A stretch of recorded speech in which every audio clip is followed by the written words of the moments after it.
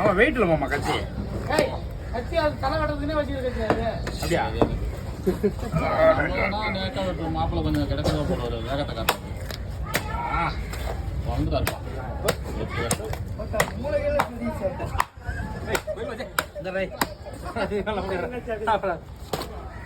கடவுளா வெட்டுமா அடுத்து வராங்க. பச்சா வெட்டு மிஸ் ஆகிட்ட பத்தியால. சூப்பரா இருக்கு. ஆமா வேற லெவல்.